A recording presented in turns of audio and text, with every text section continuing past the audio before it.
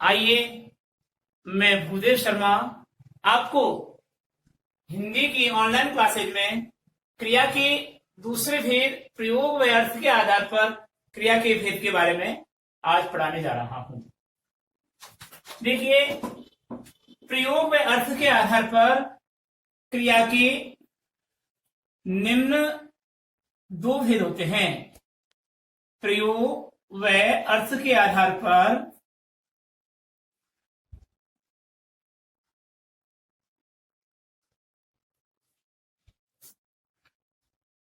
क्रिया के निम्न भेद हैं।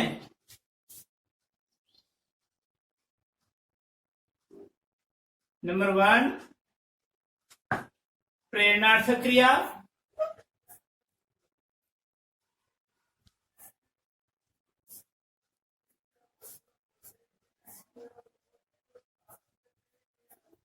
और नंबर 2,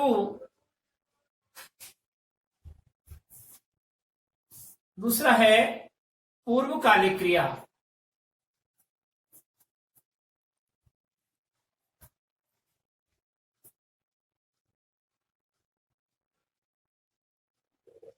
ध्यान देना, पूर्वकालिक को ही पूर्णकालिक क्रिया कहा जाता है या पूर्णकालिक क्रिया।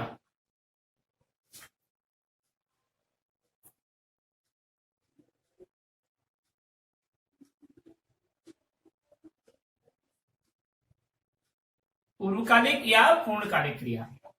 तो देखिए, प्रेरणार्थक क्रिया के बारे में पढ़ेंगे अपन। अब नंबर 1 डालेंगे और प्रेरणार्थक क्रिया।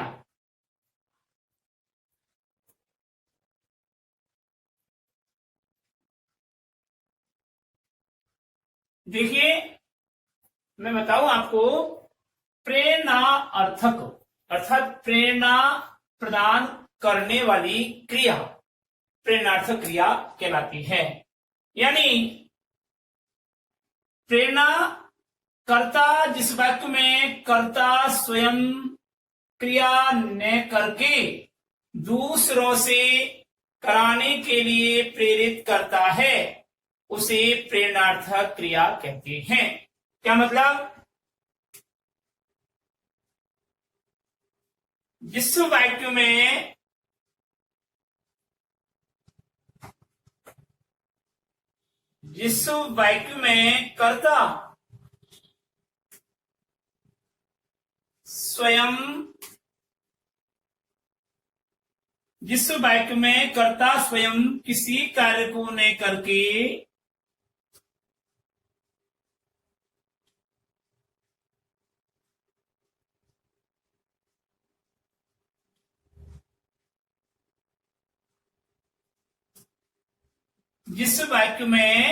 कर्ता स्वयं किसी कार्य को न करके उसे किसी अन्य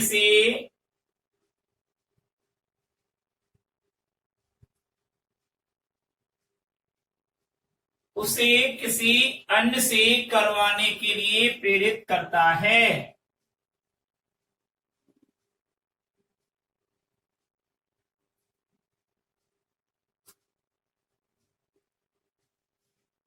प्रेरित करता है।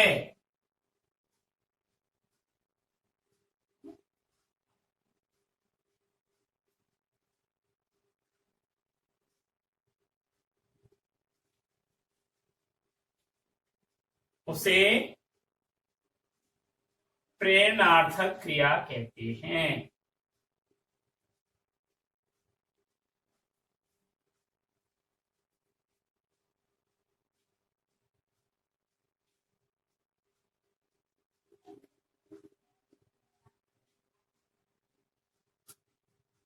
ध्यान दीजिए, कर्ता ने कार्य को स्वयं नहीं किया, अपितु उसने किसी अन्य से उस कार्य को करने के लिए प्रेरित किया उसको, अर्थात उसको प्रेरणा दी कि ये कार्य करिए, तो उसे प्रेरणार्थक क्रिया कहते हैं। कहने का मतलब ये हुआ, अर्थात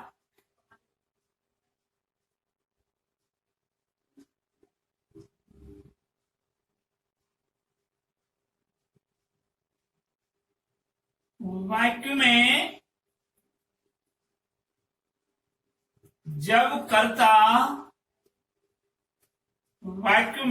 जब कर्ता स्वयं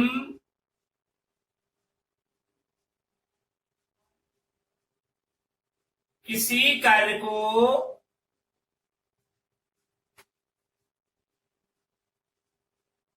न करके उसे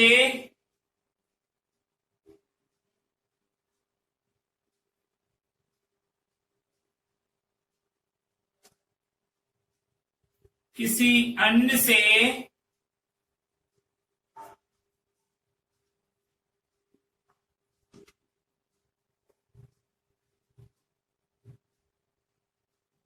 कराने के लिए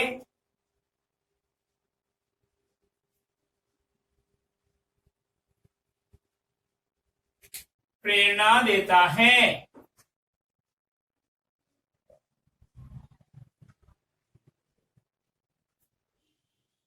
इस प्रक्रिया में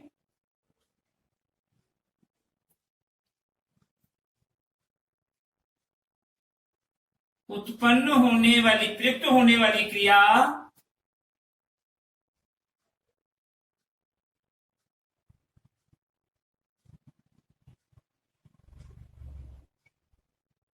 होने वाली क्रिया इस प्रक्रिया में प्रयुक्त होने वाली क्रिया प्रेरणार्थक क्रिया कहलाती है। बात दोनों एक ही है, ऊपर की लैंग्वेज भी और ये भी अर्थात करने के बाद भी क्रिया कहलाती है। ये दिखाई दे रहा है क्या? ये अक्षर आपको दिखाई दे रहा है? ठीक है। वाक्य में जब कर्ता स्वयं किसी कार्य को न करके उसे किसी अन्य से कराने के लिए प्रेरणा देता है। राम ने सोहन से पाठ पढ़वाया, प्रेरित कर रहा है उसको पढ़ाने के लिए, पढ़वाने के लिए। तो इस प्रक्रिया में प्रयुक्त होने वाली क्रिया प्रेरणार्थक क्रिया कहलाती है। ठीक है, उदाहरण देखिए। एग्जाम्पल, अध्यापक ने छात्र से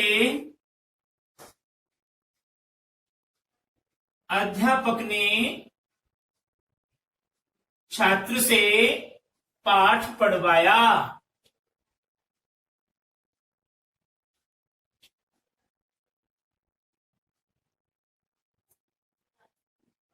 अध्यापक ने छात्र से पाठ पढ़वाया। अधिकारी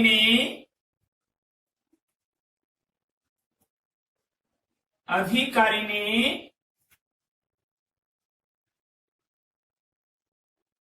बाबू से पत्र लिखवाया।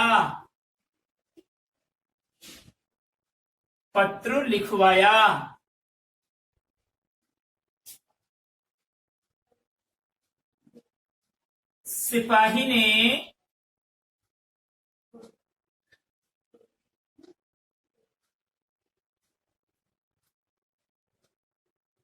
चोर से चोरी करवाई।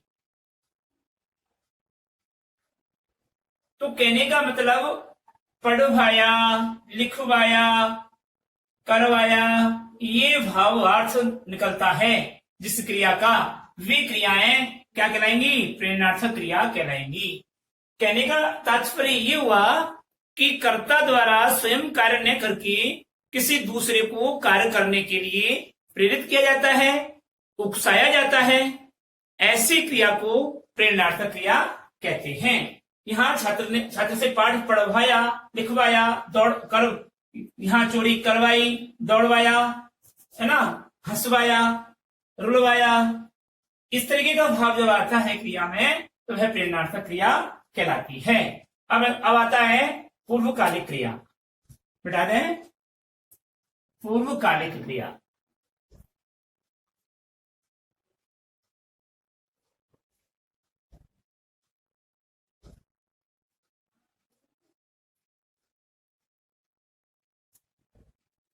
देखिए,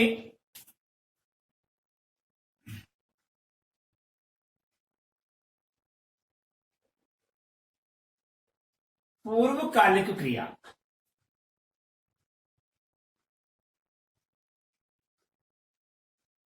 इसको दूसरे रूप में पूर्णकालिक भी कहते हैं। क्या कहते हैं? पूर्णकालिक भी कहते हैं। पूर्णकालिक क्रिया।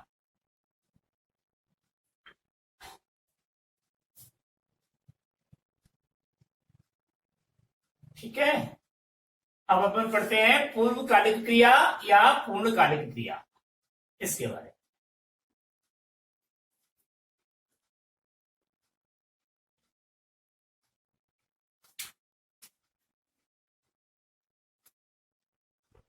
जब कर्ता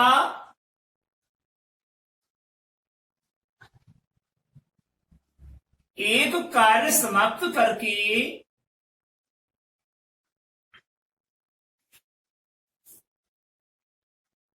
जब कर्ता एक कार्य समाप्त करके दूसरा कार्य संपन्न करता है,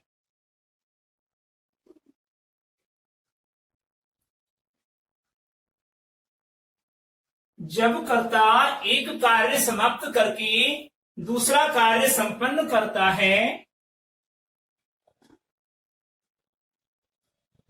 तो पहले प्रयुक्त होने वाली क्रिया तो पहले प्रयुक्त होने वाली क्रिया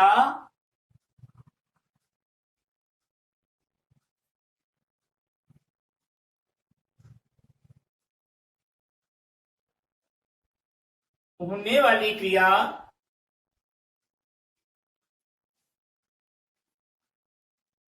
पूर्वकालिक क्रिया कहलाती है।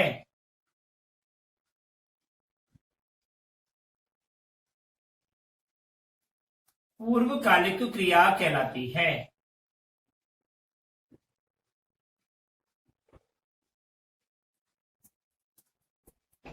ध्यान दीजिए,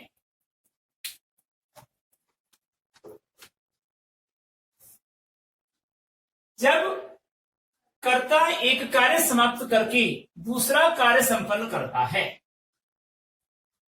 मोहन खाना खाकर दूरदर्शन देखता है, तो पहले कौन सा क्रिया हुई? खाना खाकर। तो खाकर यहां पर जो पहले क्रिया हुई वह हुई पूर्वकालिक। टेलीविजन देखना, दूरदर्शन बाद में देखना है, तो दूसरी क्रिया बाद में संपन्न हुई, इसलिए जो दूसरा कार्य जो हुआ है वह पूर्वकालिक में नहीं होएगा, वह आएगा जब कर्ता एक कार्य समाप्त करके दूसरा कार्य संपन्न करता है, तो पहले प्रयुक्त होने वाली क्रिया पूर्वकालिक क्रिया कहलाती है। पूर्वकालिक क्रिया को ही पूर्णकालिक क्रिया कहा जाता है। पूर्वकालिक क्रिया को ही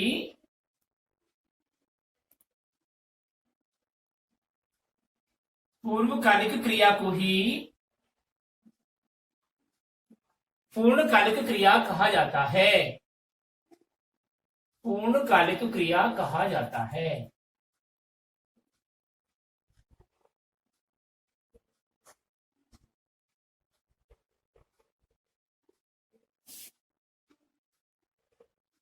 ठीक है, पूर्णकालिक अर्थात पूरा समय में संपन्न की जाने वाली क्रिया, अर्थात एक कार्य समाप्त करके पहले जो प्रयुक्त होने वाली क्रिया है वह पूर्ण समय में हुई है, इसलिए उसे ही हमने क्या कहा?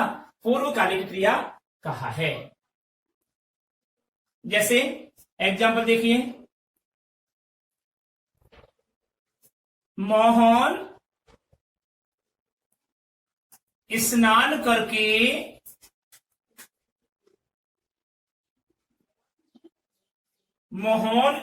करके भोजन करता है।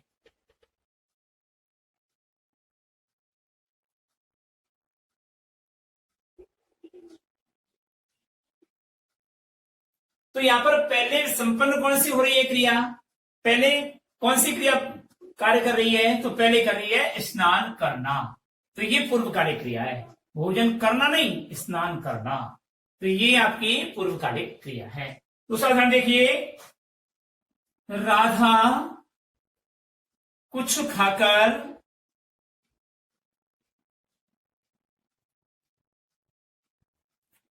विद्यालय जाती है,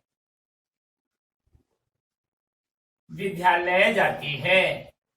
अब यहां पर पहले संपन्न कौन सी क्रिया हुई? खाकर, और बाद में हुई जाना, जाती है। तो यहां पर जो पहले क्रिया होती है वह पूर्वकालिक क्रिया का रूप है।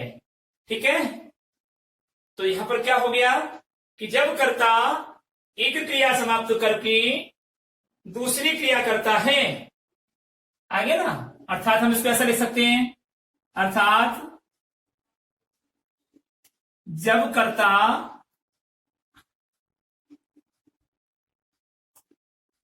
एक क्रिया समाप्त करके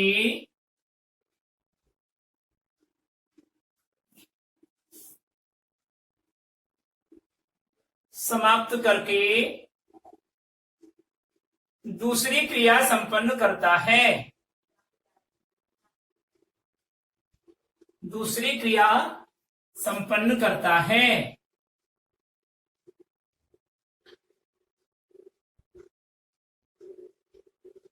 तो पहले या पूर्व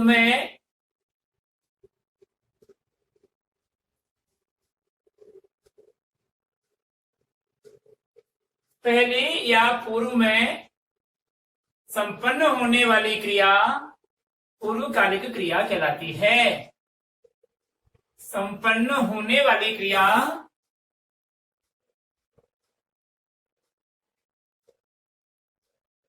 पूर्वकालिक क्रिया कहलाती है।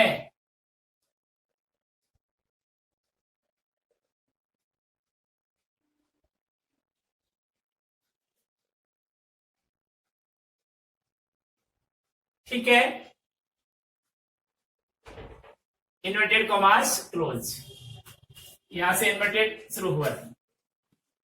इस प्रकार से ये पूर्वकालिक या पूर्णकालिक क्रिया समाप्त हुई, और अब प्रयोग और अर्थ के आधार पर क्रिया समाप्त होने के बाद अब हमारा तीसरा रूप चलता है काल के आधार पर क्रिया का भेद। चौथा रूप चलता है काल के आधार पर क्रिया का भेद। ठीक है,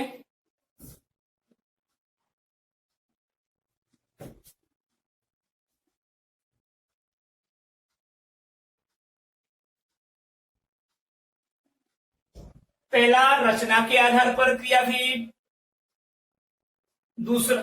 पहला कर्म के आधार पर क्रियाभेद, दूसरा रचना के आधार पर क्रियाभेद, तीसरा प्रयोग अथवा अर्थ के आधार पर क्रियाभेद, और चौथा आपका है, अब चौथा पढ़ेंगे, और पिछला जो है हमने तीसरा पढ़ा था, चौथा पढ़ेंगे काल के आधार पर क्रियाभेद। काल के आधार पर क्रियाभेद।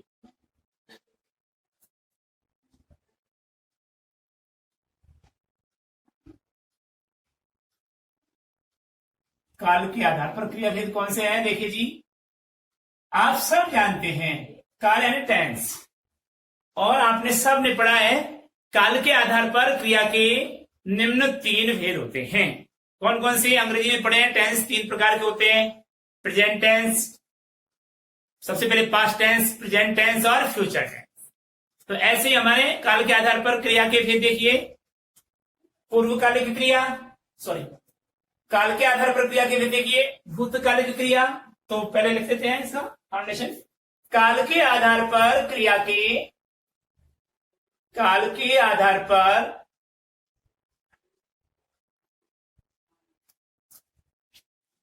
क्रिया के निम्न तीन भेद होते हैं।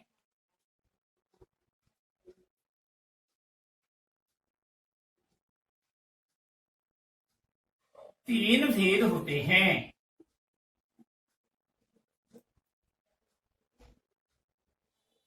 तो देखिए,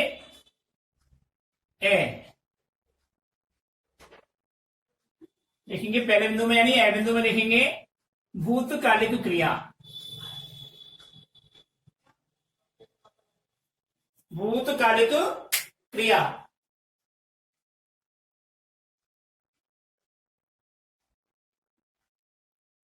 वह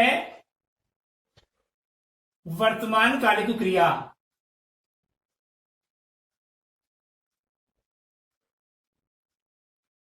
वर्तमान कालिक क्रिया और से भविष्यत कालिक क्रिया।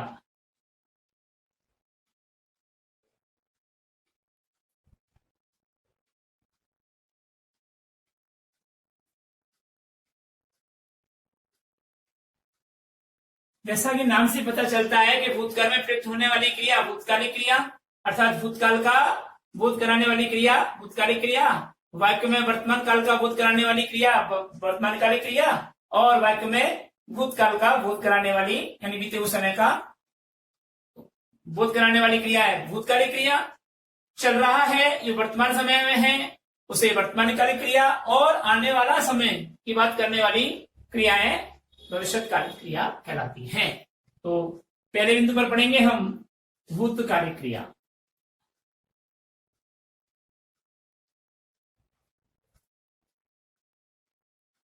भूतकालिक क्रिया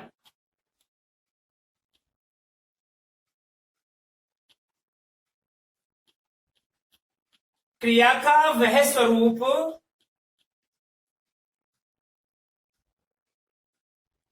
क्रिया का वह स्वरूप जिसके द्वारा क्रिया का वह स्वरूप जिसके द्वारा बीते हुए समय का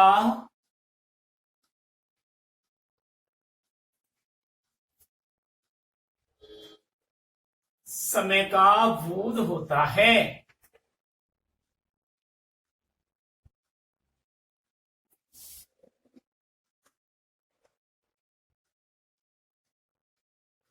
उसे भूतकालिक क्रिया कहते हैं।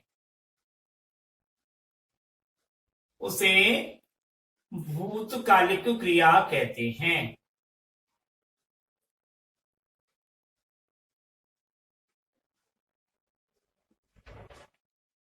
क्रिया का वह स्वरूप जिसके द्वारा बीते हुए समय का बोध होता है।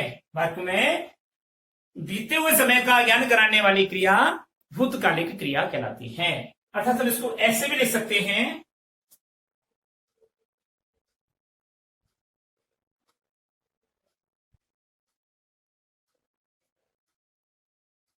वे क्रियाएं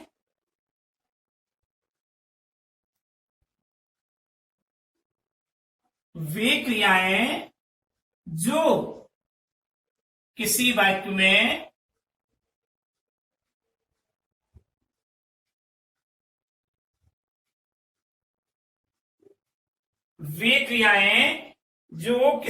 में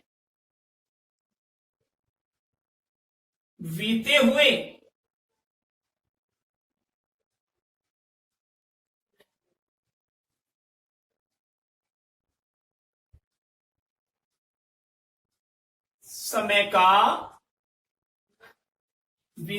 समय का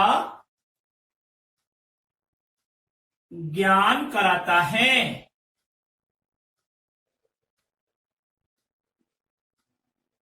या बोध कराता है।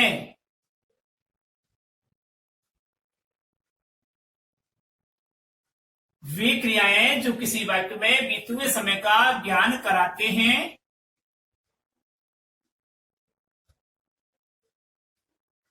या बोध कराती हैं, उन्हें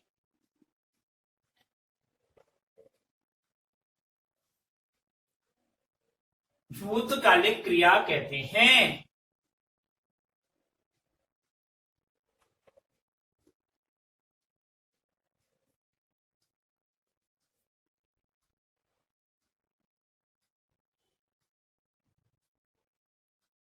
भूतकालिक क्रिया कहते हैं। जैसे एग्जाम्पल देखिए,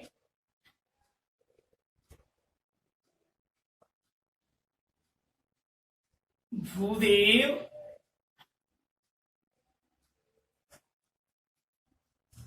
हिंदी पढ़ा रहा था।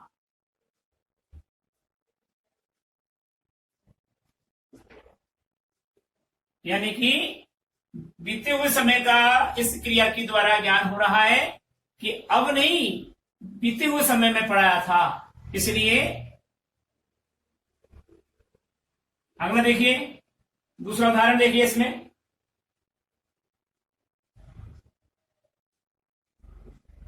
अभिमन्यु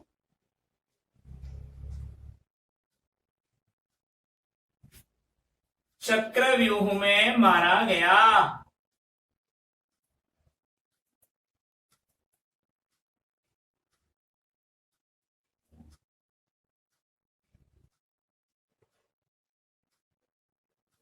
ये क्रिया बीते हुए समय की ज्ञान करा रही है, बीते हुए समय को बता रहा है, इसलिए ये क्रिया पर कौन सा हुआ, भूतकालिक क्रिया का। अभिमन्यु चक्रव्यूह में मारा गया, ये था ना। तो अगला उदाहरण देखिए, सीता भी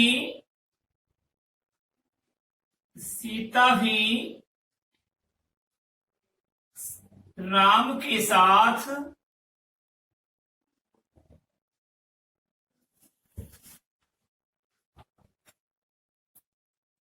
वन को गई।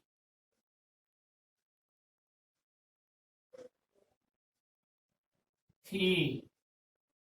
अब यहां पर बीते हुए समय की बात कर रहा है, इसलिए यहां पर भूतकालिक क्रिया का रूप हुआ। अगला आता है वर्तमान कालिक क्रिया। वह वर्तमान कालिक क्रिया,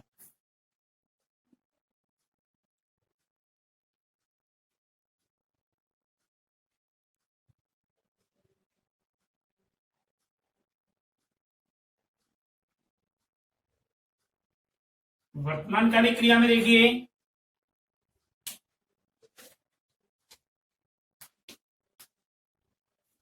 क्रिया का वह रूप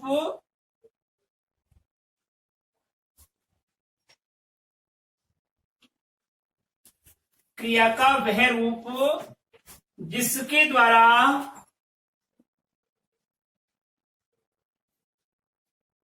क्रिया का वह रूप जिसके द्वारा वर्तमान में कार्य के संपन्न होने का बोध होता है। वर्तमान समय में कार्य के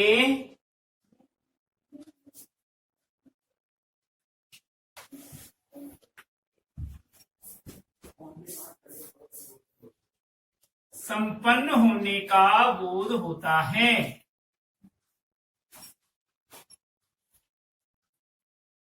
होने का बोध होता है।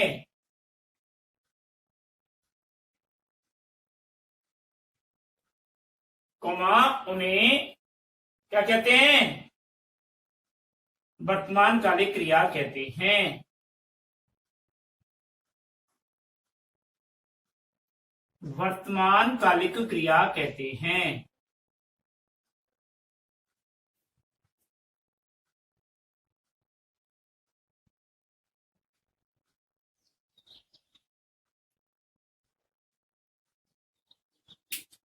क्रिया का वह स्वरूप जिसके द्वारा वर्तमान समय में कार्य के संपन्न होने का बोध होता है।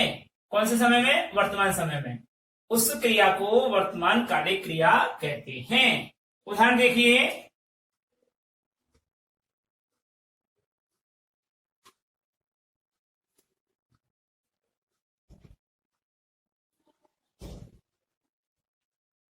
उदाहरण है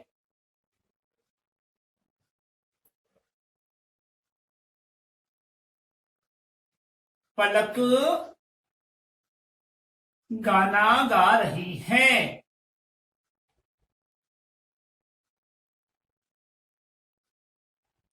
एट प्रेजेंट, वर्तमान काल, वर्तमान काल की क्रिया है गा रही है। ठीक है, जैसे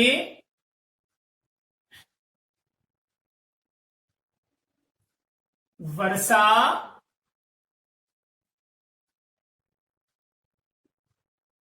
पुस्तक पढ़ रही है।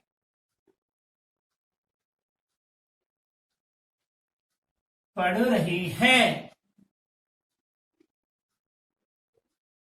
हिमांशु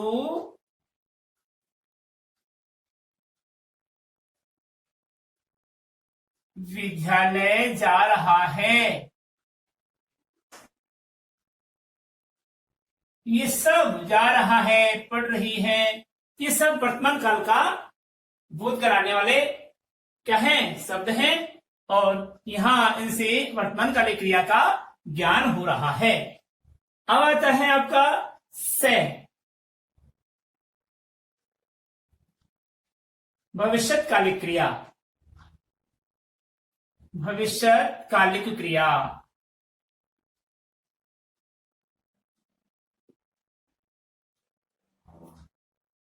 भविष्यकालिक क्रिया में देखिए आप, क्रिया का वह स्वरूप, क्रिया का वह स्वरूप जिसके द्वारा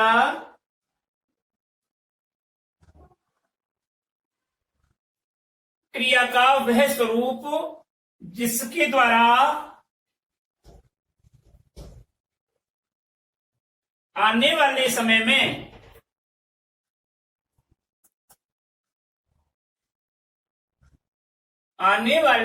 में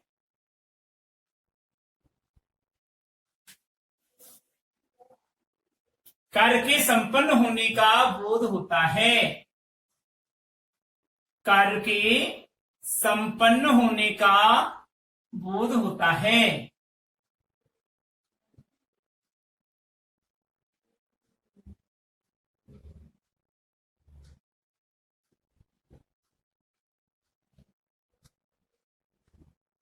उसे भविष्यकालिक क्रिया कहते हैं।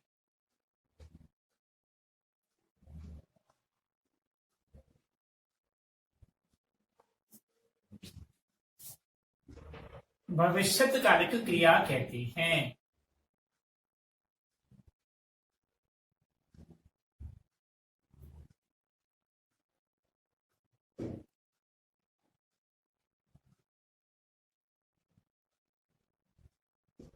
क्या समझे? ध्यान से देखिए, क्रिया का वह स्वरूप जिसके द्वारा आने वाले समय में कार्य के संपन्न होने का बोध होता है, उस क्रिया को भविष्यकालिक क्रिया कहते हैं।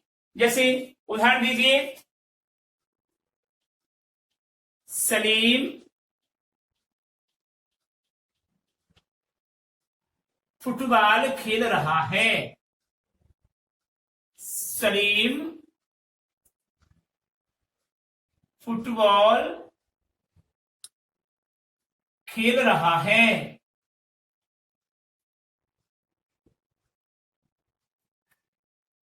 सॉरी, भविष्यकालिक, ध्यान दीजिए, सॉरी, सलीम फुटबॉल खेलेगा। यहां ये रूप है, आने वाले समय की बात कर रहा है ना, आने वाले समय में। दूसरा लिखिए, अहमद जयपुर जाएगा।